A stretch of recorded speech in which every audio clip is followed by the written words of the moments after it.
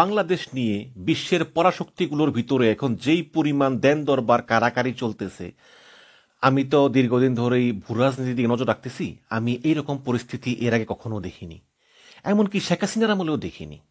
যে বর্তমানে এই বাংলাদেশ নিয়ে চীন এবং আমেরিকা এই বাংলাদেশে আধিপত্য বিস্তারের জন্য মানে কি রকম যে করতেছে। আমরা যদি খুব সাম্প্রতিক সময় ধরি, সাম্প্রতিক সময়ে একটা কাজ করলো যে চীন একটা জোট গঠন করবে, সেই জোটে বাংলাদেশ এবং পাকিস্তান যোগ দিবে। চীনা জোটে বাংলাদেশ পাকিস্তান যোগ দিবে এবং এই তিনটা দেশকে নিয়ে একটা অর্থনৈতিক এবং প্রতিরক্ষা চুক্তি সম্পাদিত হবে, যেখানে চীন এই দুইটা দেশকে পারস্পরিকভাবে অস্ত্র দিয়ে প্রতিরক্ষা ব্যবস্থা দিয়ে সহযোগিতা করবে এবং এই দুইটা দেশ যদি কোনো শত্রু দ্বারা আক্রান্ত হয় তাহলে চীন তাদেরকে রক্ষা করবে, পাশাপাশি অর্থনৈতিক সুবিধা দিবে এবং পাকিস্তান ও বাংলাদেশকে অস্ত্র দিয়ে সহায়তা করবে। বাংলাদেশও পাকিস্তানকে আবার বিভিন্নভাবে অর্থনৈতিকভাবে সহায়তা করবে, চীন আবার সবাইকে সহযোগিতা করবে। তো এই চুক্তি যখন বাস্তবায়িত হওয়ার পথে তখন আমেরিকার ঘুম হারাম হয়ে গেল। এবং আমেরিকার ঘুম হারাম হয়ে গেল বলার চেয়ে এভাবে বললে ভালো হয় যে ভারত আমেরিকাকে ফুসলিয়ে ফাসলিয়ে আমেরিকার ঘুম হারাম করে দিল। কারণ আমেরিকার মতো পরাশক্তির আসলে বাংলাদেশের প্রতি এতটা ইন্টারেস্ট হওয়ার কথা নয়, কিন্তু যেহেতু বর্তমান সরকার ভারতের কোনো কথা শুনতেছে না এবং নরেন্দ্র মোদী জানে যে সে যদি ইউনুসকে বলে যে ইউনুস আপনি চীনা জোটে যোগ দিবেন না, ইউনুসটা শুনবে না, কারণ দুই সরকারের সম্পর্ক তলানিতে। এই কারণে ভারত অনবরত আমেরিকাকে পুশ করতেছে যে আমেরিকা দেখো কি হচ্ছে, আমেরিকা দেখো আমরা কিন্তু অনেক বিপদে পড়বো, আমেরিকা দেখো এটা হচ্ছে, মানে সব সময় ওই যে কান পরা দেয় না, ওই কান পরা দিতে দিতে আমেরিকার কান ভারী করে ফেলেছে। এখন এরপরেই আমেরিকা তাদের যে ট্রেড নেগোসিয়েশন, সেখানে তো আপনারা অবশ্যই জানেন যে আজকে ট্রেড নেগোসিয়েশন শেষ হয়েছে, একটু পরে রেজাল্ট দিবে। আমরা দেখি আসলে শুল্ক কি পরিমাণ হারে আরোপ করে। বাট এই যেই ট্রেড নেগোসিয়েশন, তারপরে কূটনীতিকদের দৌড়ঝাঁপ, সবই কিন্তু এই চীনকে ঠেকানোর জন্যই। আমি ওর আগে একটা ভিডিওতে বলেছি, সম্প্রতি মার্কিন রাষ্ট্রদূত ট্রেসিয়ান জ্যাকবসন, ভদ্রমহিলা অভিজ্ঞ কূটনীতিক, বয়স্ক, তিনি লন্ডনে গিয়েছেন তারেক রহমানের সঙ্গে দেখা করার জন্য। আচ্ছা, তারেক রহমানের সঙ্গে দেখা করার জন্য লন্ডনে গিয়েছেন কেন? তারেক রহমান বাংলাদেশের কি এখনো তো অফিসিয়ালি কেউ না, কিন্তু তিনি গিয়েছেন। সেখান থেকে ফিরে এসেই তিনি গোপনে জামাত ইসলামের আমিরের সঙ্গে বৈঠক করেছেন। আমরা কেউ জানি না তো। গোপনে তিনি গিয়েছেন তারেক রহমানের সঙ্গে বৈঠক করতে, সেখান থেকে ফিরে এসে জামাতের আমির ডক্টর শফিকুর রহমানের সঙ্গে বৈঠক করেছেন এই মার্কিন রাষ্ট্রদূত ট্রেসিয়ান জ্যাকবসন। কারণ একটাই কারণ হচ্ছে চীন ঠেকাও। যদিও এই ইউনুস সরকারকে ভারত পছন্দ না করলেও আমেরিকা পছন্দ করে, এবং এই কারণেই ভারত আমেরিকাকে বলতেছে যে দেখো তোমাদের পছন্দের সরকার এই ইউনুস সরকার, এবং এই ইউনুস সরকারের কর্মকাণ্ডে যদি আমাদের ভারত ক্ষতিগ্রস্ত হয় তাহলে দায়ী থাকবা তোমরা। মানে আমেরিকাকে বলতেছে আর কি ভারত, এই ইউনুস সরকার চীনের সঙ্গে যেসব চুক্তি করতেছে, গোপন চুক্তি, এগুলো কিন্তু খুবই খারাপ। এখানে পাকিস্তান, চীন আমাদের শত্রু, সেই সঙ্গে বাংলাদেশ যোগ দিচ্ছে। সুতরাং তোমরা আমেরিকা কিন্তু ঠেকাও, তোমরা আমেরিকা এই ইউনুসকে ঠেকাও। তখনই এই আমেরিকার স্টেট ডিপার্টমেন্ট থেকে ইনস্ট্রাক্টেড হয়ে এই মার্কিন রাষ্ট্রদূত ট্রেসিয়ান জ্যাকবসন তিনি চেষ্টা করছেন যেভাবেই হোক এই বাংলাদেশ থেকে চীনের ফুটপ্রিন্ট আমি একদম শেষ করে দেব। তো তিনি তারেক রহমানের সঙ্গে বৈঠক করেছেন, তিনি জামাতের আমিরের সঙ্গে বৈঠক করছেন, এবং আপনারা সম্প্রতি জানেন যে বিএনপির লোকজন, জামাতের লোকজন তারা খুব ঘন ঘন চীন সফর করতেছে। তো চীনের রাষ্ট্রদূতকে ওদিন সাংবাদিক জিজ্ঞেস করছে যে এই যে আপনারা বিএনপিকে দাওয়াত দেন, জামাতকে দাওয়াত দেন, চীন সফর করতে নিয়ে যান, এটা তো আমরা গত 15 বছরে দেখিনি, আওয়ামী লীগের আমরা দাওয়াত দেন নাই কেন? তখন চীনের রাষ্ট্রদূত ইয়াওয়েন বললেন যে আওয়ামী লীগের সময় আমাদেরকে এই বিএনপি এবং জামাতের সঙ্গে যোগাযোগের জন্য নিষেধ করে দেওয়া হয়েছিল, এই জন্য আমরা যোগাযোগ করতে পারিনি। যদিও এটা হয়তো গোপনে যোগাযোগ ছিল, আমি জানি না, কিন্তু যোগাযোগ করা উচিত ছিল। আসলে চীন গণতন্ত্রের দ্বার ধারে না, কোন দেশে গণতন্ত্র আছে না নাই এগুলো নিয়ে চীনের কোনো মাথা ব্যথাই নেই। চীন চায় অর্থনৈতিক স্বার্থ ইত্যাদি। যদিও এটাও সত্য যে হাসিনার এই 15 বছর ক্ষমতায় টিকিয়ে থাকার প্রধান কুশীলবই হচ্ছে ভারত, চীন না। যদিও চীন চুপচাপ ছিল, চীন হ্যাঁও বলে নাই, নাও বলে নাই, চীন তার মতো কাজ করে গিয়েছে। তো বাংলাদেশের মতো দেশে যেখানে মার্কিন স্বার্থ আছে বাট নিরাপত্তা ঝুঁকি অত নাই, তো এইরকম দেশে মার্কিন রাষ্ট্রদূতকে একটু এক্সট্রা পাওয়ার দেওয়া হয়, যেই পাওয়ারটা পিটার হাস পেয়েছিলেন, এবং পিটার হাস পেয়ে এই পাওয়ারটা তিনি আওয়ামী লীগের বিরুদ্ধে ব্যবহার করেছিলেন। তো এই বর্তমান রাষ্ট্রদূত ট্রেসিয়ান জ্যাকবসন তিনিও একটু অতিরিক্ত পাওয়ারের অধিকারী এবং এই ক্ষমতা দেখিয়েই তিনি চেষ্টা করতেছেন বাংলাদেশ থেকে চীনের ফুটপ্রিন্ট কমানোর জন্য। কিন্তু প্রশ্ন হচ্ছে যে বাংলাদেশের কাছের একটা পরাশক্তি চীন, যাদের প্রচুর বিনিয়োগ আছে, অনেক বিশাল ব্যবসায়িক সম্পর্ক, এবং সম্প্রতি এই চীনের কাছ থেকে কিছু যুদ্ধ বিমান কিনা চুক্তি করেছে ডক্টর ইউনূস, এবং এই যুদ্ধ বিমানগুলো থাকবে সেই লালমনিরহাটের বিমান ঘাঁটিতে, যেটা কিনা ভারতের শিলিগুড়ির চিকেন নেকের খুব কাছাকাছি। এই কারণে কিন্তু ভারত খুবই রাগান্বিত। দেখুন, এই যে কূটনৈতিক অস্থিরতা যে চলতেছে, বিশাল কূটনৈতিক অস্থিরতা, এটা কিন্তু আপনারা খালি চোখে দেখবেন না, খালি চোখে কিন্তু এগুলো দেখবেন না, কিন্তু গোপনে গোপনে কিন্তু অনেক কিছু হয়ে যাচ্ছে। ভারত মুখ খুলতেছে না, ইউনূস মুখ খুলতেছে না, আমেরিকা মুখ খোলার আগে সাইন করে নিয়েছে। কিন্তু আমেরিকা দেখেন, ওই যে বাণিজ্য চুক্তির সময়, এই যে আলোচনার সময় নন ডিসক্লোজার এগ্রিমেন্টে সাইন করে নিয়েছে যে কেউ কিছু প্রকাশ করতে পারবে না, কিন্তু অনেক কিছু হয়ে যাচ্ছে। এর মধ্যে মিয়ানমার জড়িত, চায়না জড়িত, সব কিছু জড়িত। তো সাংবাদিকরা প্রশ্ন করেছিল চীনের রাষ্ট্রদূতকে যে এইরকম যে আমেরিকার অস্থিরতা, এটা আপনারা কি মনে করেন? তখন চায়না রাষ্ট্রদূত বলেছিল যে আসলে বাংলাদেশের এখন সময় হয়েছে প্রকৃত বন্ধুকে এটা খুঁজে নেওয়ার। আমি বলবো যে আসলেই হ্যাঁ, বাংলাদেশের আসলেই সময় হয়েছে যে আসলে এই প্রকৃত বন্ধু কারা। এখানে ভারত কোনো ফ্যাক্টর না, ভারত ছাগলের 3 নম্বর বাচ্চা। ভারত করে কি, ওই নিজেদের তো কিছু করার ক্ষমতা নাই, ওই আমেরিকার মানে কানে কান পরা দেয়। এটাই হচ্ছে গিয়ে সমস্যা। তো একটা ডিটেলস রিপোর্ট করেছে আমার দেশ পত্রিকা, খুব ভালো একটা রিপোর্ট করেছে। আমি একটু পড়ে শুনে, একটু মনোযোগ দিয়ে শুনলে আপনারা অনেক কিছু জানতে পারবেন। এখানে লিখেছে যে বাংলাদেশে চীনের নানামুখী কূটনীতিক এবং কৌশলগত তৎপরতায় উদ্বিগ্ন আমেরিকা। জুলাই বিপ্লবের পর পরিবর্তিত পরিস্থিতিতে বাংলাদেশের সঙ্গে অর্থনৈতিক, বাণিজ্যিক, সামরিক সম্পর্ক বৃদ্ধির পাশাপাশি ডক্টর ইউনূসের নেতৃত্বাধীন অন্তর্বর্তীকালীন সরকারের প্রতি জোরালো রাজনৈতিক সমর্থন, বন্দর ও পানি ব্যবস্থাপনায় যুক্ত হওয়া, সর্বোপরি বিএনপি সহ ইসলামপন্থী রাজনৈতিক দলগুলোর সঙ্গে টেকসই অংশীদারিত্ব গড়ে তোলার নিরল চেষ্টা চালিয়ে যাচ্ছে চীন। কূটনৈতিক বিশ্লেষকরা বলতেছেন যে চীনের এই তৎপরতাকে আমেরিকা নীতি নির্ধারকরা আগ্রাসী পদক্ষেপ হিসাবে বিবেচনা করতেছেন, যা আমেরিকার ভূরাজনৈতিক এবং কৌশলগত স্বার্থের জন্য বড় হুমকি। পররাষ্ট্র মন্ত্রণালয়, ঢাকাস্থ মার্কিন দূতাবাস এবং অন্যান্য কূটনৈতিক সূত্রগুলো বলতেছে যে চীনের তৎপরতা নিয়ে আমেরিকার উদ্বেগের কথা বাংলাদেশকে জানানোর পাশাপাশি চীনা বলয় থেকে বাংলাদেশকে বেরিয়ে আসতে নানাভাবে চাপ প্রয়োগ করতেছে আমেরিকা। সম্প্রতি এই যে বাণিজ্য চুক্তির নেগোসিয়েশনে যুক্তরাষ্ট্রের পক্ষ থেকে যে শক্ত পদক্ষেপ নেওয়া হয়েছে, তার পেছনে কিন্তু চীন ফ্যাক্টরি হচ্ছে মেইন। চীনের সঙ্গে যোগাযোগ বন্ধ করতে হবে। এই ট্রেড নেগোসিয়েশনের সময় চীন থেকে সামরিক সরঞ্জাম কেনা কমানোর জন্য বাংলাদেশকে রীতিমতো চাপ দেওয়া হয়েছে যে চীনের কাছ থেকে তুমি কোনো অস্ত্র কিনতেই পারবে না এবং এই যুদ্ধ বিমানও কিনতে পারবে না। এদিকে আমেরিকার এই পদক্ষেপের ব্যাপারে সচেতন রয়েছে চীন। ঢাকায় নিযুক্ত চীনের রাষ্ট্রদূত ইয়া ওয়েন এই ব্যাপারে আমার দেশকে বলেন যে পরিস্থিতি যাই হোক না কেন বাংলাদেশের সঙ্গে জোরালো সম্পর্ক অব্যাহত রাখবে চীন। এবং চীনের রাষ্ট্রদূত আরও বলেন যে এখন সময় এসেছে বাংলাদেশকে তার প্রকৃত বন্ধুকে তা চিনে নেওয়ার। তো কূটনৈতিক এবং আন্তর্জাতিক বিশ্লেষকরা বলতেছেন যে এই অঞ্চলে চীন ও যুক্তরাষ্ট্রের মধ্যে চলমান ভূরাজনৈতিক এবং কৌশলগত প্রতিযোগিতা বাংলাদেশকে এক বিশাল জটিল পরিস্থিতির মধ্যে ফেলেছে, কোনো সন্দেহ নেই। চীন তার belt and road initiative BRI এটাতে বাংলাদেশকে যেভাবেই হোক অন্তর্ভুক্ত করতে চায়। ওদিকে যুক্তরাষ্ট্র তার ইন্দো প্যাসিফিক স্ট্র্যাটেজি IPS এর মাধ্যমে বাংলাদেশ সহ এই অঞ্চল দেশগুলোকে কন্ট্রোল করতে চায় ভারতকে সঙ্গে নিয়ে। এই পরিস্থিতিতে প্রতিযোগী এই দুই পরাশক্তি আমেরিকা এবং চীনের সঙ্গে একই সঙ্গে সুসম্পর্ক বজায় রেখে চলা বাংলাদেশের জন্য রীতিমতো একটা চ্যালেঞ্জে পরিণত হয়েছে। বিষয়টি স্বীকার করে বাংলাদেশের পররাষ্ট্র মন্ত্রণালয়ের একজন সিনিয়র কূটনীতিক আমাদেরকে বলেন যে চীন ও যুক্তরাষ্ট্রের মধ্যে ভারসাম্য বজায় রাখা এই মুহূর্তে বাংলাদেশের সামনে সবচেয়ে বড় চ্যালেঞ্জ। বাংলাদেশের প্রভাব বিস্তারে চীন এবং আমেরিকার এই মুখোমুখি অবস্থান বাংলাদেশের জন্য তৈরি হওয়া চ্যালেঞ্জের জন্য পররাষ্ট্র মন্ত্রণালয়েরও দায় রয়েছে বলে মনে করেন কোনো কোনো বিশ্লেষক। নিরাপত্তা বিশ্লেষক মেজর জেনারেল মনিরুজ্জামান বলেন যে আমেরিকা এবং চীন ইস্যুতে অনেক ক্ষেত্রে বাংলাদেশ তার প্রকৃত অবস্থান তুলে ধরতে পারেনি, কিছুটা লুকোচুরি হয়েছে, যার ফলে পরিস্থিতি আরও জটিল হয়েছে। তিনি বলেন যে প্রস্তাবিত বাংলাদেশ চীন পাকিস্তান জোট নিয়ে আমাদের অবস্থান স্পষ্ট নয়।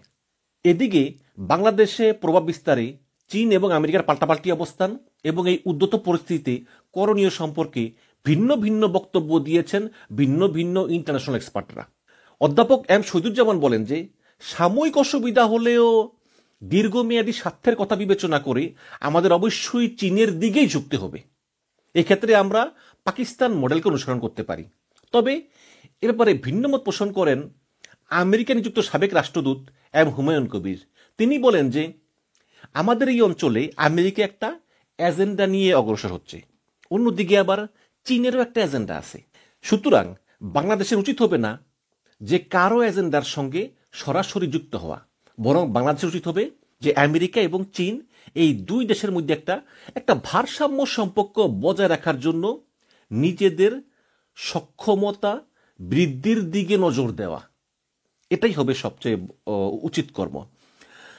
জানেন যে গত বছর জুলাই বিপ্লবে হাসিনার পতনের পর ডক্টর ইউনূস দায়িত্ব নেয় এবং এরপরই 20 থেকে 24 জানুয়ারি এই 4 দিনের চীন সফরে যান পররাষ্ট্র উপদেষ্টা তৌহিদ হোসেন এবং ওই সফরেই তৈরি হয় ঢাকা বেইজিং সম্পর্কের মানে এই বাংলাদেশ চীন সম্পর্কের নতুন ভিত্তি। চীনা প্রেসিডেন্ট শি জিনপিং এর আমন্ত্রণে প্রথম দ্বিপক্ষীয় সফরে মার্চ মাসে যান ডক্টর ইউনূস এবং ওই সফরটি ছিল খুবই তাৎপর্যপূর্ণ। ডক্টর মোহাম্মদ ইউনূসকে প্রেসিডেন্ট শি জিনপিং এর পক্ষ থেকে বিরল সম্মান জানানোর পাশাপাশি অন্তর্বর্তীকালীন সরকারের প্রতি চীনের পক্ষ থেকে জোরালো রাজনৈতিক এবং কূটনৈতিক সমর্থন জানানো হয়।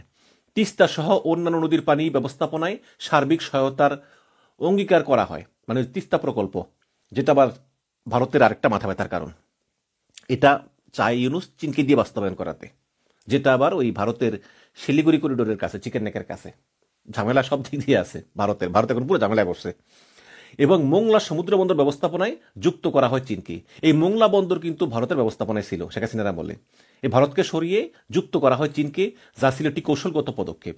এছাড়া ইউনূসের সফরে বাংলাদেশের পক্ষ থেকে চীনের তৈরি 16টা J-10C মাল্টিরোল ফাইটার জেট কেনার প্রস্তাব করা হয়, যুদ্ধ বিমান আর কি। তো এই যে এই চীনের কাছ থেকে J-10C ফাইটার জেট কেনার প্রস্তাব, এটাই কিন্তু আমেরিকার মনে কাঁপন ধরিয়ে দেয়। এই ব্যাপারে ঢাকাস্থ মার্কিন দূতাবাসের একজন কর্মকর্তা আমাদেরকে বলেন যে আমরা শুনেছি বাংলাদেশ চীনের কাছ থেকে অত্যাধুনিক যুদ্ধ বিমান কিনতে যাচ্ছে। যদি এটা সত্য হয় তাহলে তা নিশ্চিতভাবেই আমেরিকার জন্য বিশাল উদ্বেগের কারণ। আচ্ছা, আমি বুঝলাম না, এটা ভারতের জন্য উদ্বেগের কারণ, আমেরিকার জন্য তো না। আসলে ওই ভারত আমেরিকার কারণে আর কি লাগায় আর কি। আমেরিকা বলতেছে যে এই মুহূর্তে বাংলাদেশ কেন J-10Cর মতো অত্যাধুনিক যুদ্ধ বিমান কিনতেছে, তার তো প্রয়োজন নাই। তো প্রয়োজন আছে না নাই এটা তো আমরা বুঝবো, তাই না? এদিকে গত 19 জুন চীনের কুনমিংয়ে বাংলাদেশ, চীন ও পাকিস্তানের পররাষ্ট্র সচিবদের একটি বৈঠক অনুষ্ঠিত হয়। বৈঠক শেষে চীনের পররাষ্ট্র মন্ত্রণালয়ের এক সংবাদ বিজ্ঞপ্তিতে জানানো হয় যে বাণিজ্য, বিনিয়োগ সহ বিভিন্ন ক্ষেত্রে পারস্পরিক সহযোগিতার জন্য একটি ত্রিদেশীয় ফোরাম গঠনে একমত হয়েছে 3 দেশ, বাংলাদেশ, পাকিস্তান, চীন। এরা বাণিজ্য, বিনিয়োগ সহ বিভিন্ন ক্ষেত্রে পারস্পরিক সহযোগিতার জন্য একটা ত্রিদেশীয় ফোরাম গঠন করবে। এবং এই খবর পাবলিশড হওয়ার সঙ্গে সঙ্গে শুরু হয় ব্যাপক আলোচনা। বাংলাদেশের পক্ষ থেকে যদিও এই ধরনের কোনো ফোরাম গঠনের কথা সরাসরি অস্বীকার করা হয় এবং সঙ্গে সঙ্গে আমেরিকা জিজ্ঞেস করেছে বাংলাদেশ সরকারকে যে তোমরা এই ধরনের কোনো ফোরামে যোগ দিবে কিনা, কিন্তু বাংলাদেশ সরকার অস্বীকার করেছে। তারা সৎ সাহস নিয়ে বলতে পারেন যে হ্যাঁ যোগ দিবে, তাতে কি, সো হোয়াট। কিন্তু বাংলাদেশ বলতে পারেনি। বাংলাদেশ বলতেছে না, আমরা আসলে মানে ওই রকম না, তোমরা যেভাবে শুনছো। এটা ওই পত্রিকা খুব বাড়াবাড়ি করে লেখছে, আমরা ওই প্রাথমিক কথাবার্তা বলছি আর কি, বাট তোমাদেরকে না বলে তো যোগ দিব না আমরা, মানে এরকম আমতামতা করছে। কিন্তু সরাসরি আমেরিকার মুখের উপর বলতে পারেনি যে হ্যাঁ যোগ দিব, তো কি হয়েছে। তো এই ঘটনার পরে মার্কিন দূতাবাসের কর্মকর্তারা রীতিমতো বাংলাদেশের পররাষ্ট্র মন্ত্রণালয়ে গিয়ে পররাষ্ট্র মন্ত্রণালয়ের কাছে ব্যাখ্যা চেয়ে বসেন যে এক্সপ্লেইন মি, কেনটা করবা। তো এই ব্যাপারে পররাষ্ট্র মন্ত্রণালয়ের 2 জন কর্মকর্তা আমাদেরকে বলেন যে মার্কিন দূতাবাসের 2 জন কর্মকর্তা হঠাৎ করে পররাষ্ট্র মন্ত্রণালয়ে আসেন। সে জিজ্ঞেস করেন যে ঘটনা কি, তোমরা কেন এই পাকিস্তান চীন জোটে যোগ দিবা। তখন আমরা বলেছি যে বিষয়টি পত্রপত্রিকা যেভাবে এসেছে আসলে বিষয়টি সেরকম না, তোমরা এটাকে এত গুরুত্ব দিও না। তো ডক্টর ইউনূসের নেতৃত্বাধীন অন্তর্বর্তীকালীন সরকারের সঙ্গে কৌশলগত বিভিন্ন ক্ষেত্রে সহযোগিতা এবং অংশীদারিত্ব গড়ে তোলার পাশাপাশি রাজনৈতিক দলগুলোর সঙ্গে দৃঢ় সম্পর্ক এবং অংশীদারিত্ব গড়ে তুলতে অব্যাহত তৎপরতা চালিয়ে যাচ্ছে চীন। বিএনপি, জামাত সহ বিভিন্ন রাজনৈতিক দলের সঙ্গে ধারাবাহিক বৈঠকের পাশাপাশি বিভিন্ন দলের নেতৃবৃন্দকে চীন সফরের আমন্ত্রণ জানানো হয় এবং গত 7 নভেম্বর বিএনপির ভাইস চেয়ারম্যান ডক্টর আসাদুজ্জামান রিপনের নেতৃত্বে 4 সদস্যের একটি প্রতিনিধি দল চীন সফর করে আসেন। এছাড়া 25 ফেব্রুয়ারি একটা গেছে, 22 জুন আবার বিএনপির আরেক দল গেছে। আবার জামাতের একটা দল গেছে 27 নভেম্বর, আবার এই গত 15 জুলাই আবার জামাতের আমির গিয়ে আসছে। তো এইভাবে কিন্তু একের পর এক চীন সফরে যাচ্ছে বিভিন্ন রাজনৈতিক দলের নেতৃবৃন্দরা। এটা কিন্তু আমেরিকা ভালো চোখে দেখতেছে না। বাংলাদেশের যে ইসলামী দল জামাত ইসলাম, এই জামাত ইসলামের সঙ্গে কিন্তু আমেরিকার সম্পর্ক দীর্ঘদিনের। শুধু জামাত ইসলামই না, যখন হেফাজত ইসলামের উত্থান হয় তখনও কিন্তু হেফাজতের নেতারা একাধিকবার মার্কিন দূতাবাসে গিয়ে রাষ্ট্রদূতদের সঙ্গে দেখা করেছেন। এবং বাংলাদেশে ইসলামের প্রসার, ইসলামী দলগুলোর উত্থান, এগুলো নিয়ে কিন্তু ভারত খুবই চিন্তিত থাকলেও আমেরিকা কখনোই চিন্তিত থাকেনি। আমেরিকা এই বাংলাদেশে ইসলামী রাজনীতির উত্থানকে কখনোই বিপজ্জনক মনে করেনি। এই কারণে আমেরিকা ইসলামী দলগুলোর সঙ্গে সবসময় ভালো সম্পর্ক বজায় রেখেছে। কিন্তু এখন হঠাৎ করে এই ইসলামী দলগুলোর আবার চীনের সঙ্গে ঘনিষ্ঠতা নিয়ে আমেরিকার ভিতরে উদ্বেগ তৈরি করেছে। আমেরিকা কথা হচ্ছে যে না, তোমরা চীনের সঙ্গে সম্পর্ক রাখতে পারবে না। তো এখন সমস্যা হচ্ছে যে ইউনুসের সঙ্গে আমেরিকার সম্পর্ক ভালো, কিন্তু তারপরেও চীনের ক্ষেত্রে আমেরিকা কোনো ছাড় দিতে রাজি না। এবং আমেরিকা জানে যে ইউনুস সরকার বেশি দিন নাই। সুতরাং শিওর হওয়ার জন্য একদম লন্ডনে উড়ে গেলেন মার্কিন রাষ্ট্রদূত ট্রেসি অ্যান জ্যাকবসন। তিনি গিয়ে তার একজনের সঙ্গে বৈঠক করলেন, ফিরে এসে জামাতের সঙ্গে বৈঠক করলেন। বৈঠক করে তিনি হুঁশিয়ারি দিয়ে বললেন যে যেই সরকারি ক্ষমতায় আসুক, বর্তমান ইউনুস সরকার বা নির্বাচনের পর যে সরকার ক্ষমতায় আসুক, তাদেরকে চীনের ব্যাপারে অবস্থান এখনই স্পষ্ট করতে হবে। তোমরা কখনোই চীনের সঙ্গে সম্পর্ক রাখতে পারবে না। এবার রীতিমতো হুমকি দেওয়া শুরু করেছে আমেরিকা। তো এখন আমরা জানি যে ট্রেড নেগোসিয়েশন আজকে শেষ হয়েছে এবং সেখানে আসলে এই ভূরাজনীতি গুরুত্ব পাবে। বাংলাদেশ কি পরিমাণ শুল্ক দিবে এটা নির্ধারিত হবে বাংলাদেশ আমেরিকাকে বাংলাদেশে কি পরিমাণ অ্যাক্সেস দিয়েছে ভূরাজনৈতিকভাবে, এবং বাংলাদেশ চীনের সঙ্গে সম্পর্ক রাখবে না বলে কতটুকু অঙ্গীকার করেছে, এর উপরই কিন্তু এই শুল্কর হারটা নির্ধারণ হবে, যেটা আমরা খুবই স্বল্প সময়ের ভিতরে জানতে পারবো বলে আশা করি। বাট আমি আশা করি আলোচনা ফলপ্রসূ হবে। তো একাধিক কূটনীতিক জানিয়েছে যে আমেরিকা ট্রেড নেগোসিয়েশনের সাপ জানিয়ে দিয়েছে যে তোমাদেরকে চীনের উপর থেকে নির্ভরশীলতা কমাতে হবে, চীন থেকে পণ্য আমদানি কমাতে হবে, চীন থেকে যুদ্ধাস্ত্র কিনা কমাতে হবে, এমনকি বাংলাদেশ বন্দর, জেটি এবং জাহাজে ব্যবহৃত চীনের তৈরি লজিস্টিক সিস্টেম লগিং, এই লগিং হচ্ছে আপনার ওই সাগরে যখন জাহাজ টাহাজ যায় ওগুলোর উপর নজরদারি করার জন্য একটা প্রযুক্তি আর কি। এটা চীন বাংলাদেশকে বিনা পয়সায় দিছে। এই প্রযুক্তি আমেরিকারও আছে, বাট আমেরিকার কাছ থেকে কিনতে হয়। কিন্তু আমেরিকা কথা হচ্ছে যে তোমরা এই লগিং ব্যবহার করতে পারবে না, কারণ চীন এই লগিং বিভিন্ন দেশকে দিয়ে চীন আবার নজরদারি করে। সুতরাং তোমরা এটা করতে পারবে না। এই ইউনুস সরকার ক্ষমতায় আসার 1 বছরের মধ্যে কিন্তু আমেরিকার তেমন কোনো দৌড়ঝাঁপ দেখি নাই, কিন্তু সম্প্রতি এই দৌড়ঝাঁপটা চরমভাবে বাড়ছে। আমেরিকা এই চীনের উপস্থিতি কোনোভাবেই মেনে নিতে পারতেছে না। আপনারা এও জানেন যে সম্প্রতি মার্কিন পররাষ্ট্রমন্ত্রী মার্কো রুবিও তিনি ফোন করেছেন ইউনুসের সঙ্গে এবং ইউনুসের সঙ্গে প্রায় আধা ঘন্টা ধরে কথা বলেছেন। আন্তর্জাতিক বিশ্লেষক শহীদুজ্জামান বলেন যে আমেরিকা এই ট্রেড নেগোসিয়েশনের নামে বাংলাদেশ সহ অন্যান্য দেশের সঙ্গে যা করছে তা কোনোভাবেই কূটনীতি বলা যাবে না, এটা স্রেফ একটা মাস্তানি করতেছে আমেরিকা। আমেরিকা রীতিমতো হুমকি দিচ্ছে যে চীনের কাছে গেলে আমরা এই করব সেই করব, এটাকে কোনো মতে কূটনীতি বলে না, এটা বাংলাদেশ ছোট দেশ, তাই বাংলাদেশকে ভয় দেখিয়ে চাপে রাখতেছে। এবং পক্ষান্তরে চাপে রেখে আমেরিকা আসলে বুঝেই হোক না বুঝেই হোক তারা ভারতের পারপাসি সার্ভ করতেছে, এবং ভারতের হুমকি মোকাবেলায় চীনের বিকল্প নেই। আমরা যদি এখন আমেরিকার কথা শুনি, চীনের সঙ্গে সম্পর্ক আমরা বন্ধ করে দেই, তাহলে চীন আর কখনোই আমাদেরকে বিশ্বাস করবে না। এটা আমাদের জন্য আত্মঘাতী হবে। এবং ভবিষ্যতে যদি ভারত আমাদেরকে আক্রমণ করে, তাহলে আমেরিকা আমাদেরকে বাঁচাতে আসবে না, ওদিকে আমরা চীনকেও বন্ধু হিসাবে হারাবো। পয়েন্ট আছে কিন্তু। এই কারণে আমাদের ওই পাকিস্তান, বাংলাদেশ, চীন নিয়ে যে 3 দেশীয় জোট, সেই জোটে যোগ দেওয়া উচিত। তবে আবার হুমায়ুন কবির মনে করেন যে আসলে ভূরাজনীতি খুব দ্রুত চেঞ্জ হচ্ছে, এই কারণে আমাদেরকে একটু সতর্ক থাকতে হবে। তিনি বলেন যে আমেরিকা এবং চীন তাদের ভিন্ন ভিন্ন এজেন্ডা আছে, সুতরাং আমাদের এই 2 এজেন্ডার ভিতরটা ভারসাম্য করতে হবে। সমস্যা হচ্ছে কিন্তু এইটাই, হুমায়ুন কবির বোঝে না যে এই যে 2 নৌকায় পা দিয়ে চলা, এটা ওই দিন শেষ। শেখ হাসিনা চলছিল 15 বছর, ওই দিন শেষ। এখন হয় চীন নাহলে আমেরিকা, দুইটার একটাকে বেছে নিতে হবে, এটাই কিন্তু হচ্ছে কথা। এখন এই যে ভারসাম্য রক্ষা করা 2 দেশের ভিতরে, এটা কিভাবে করবো আমি জানি না, বাট করতে পারলে কিন্তু ভালো, কারণ আমাদের আমেরিকাকেও দরকার, চীনকেও দরকার। এখন দেখি আসলে সরকার কি করে। তবে দর্শক, এটা সত্য যে বাংলাদেশ নিয়ে পরাশক্তিগুলোর এই ধরনের কারাকারি, এটা কিন্তু এই ইউরো সরকারের জন্য খুবই জটিল একটা অবস্থা, এবং এই জটিলতা এত সহজে কাটবে না। আমি মনে করি যে নির্বাচনের পরে যে নতুন সরকার ক্ষমতায় আসবে, সেটা বিএনপি হোক জামাত হোক, তাদেরকেও কিন্তু এই ঝামেলা পোহাতে হবে কন্টিনিউ। বাট রাজনীতিতে যেমন শেষ কথা বলতে কিছু নেই, কূটনীতিতেও শেষ কথা বলতে কিছু নেই। দেখি কি হয়।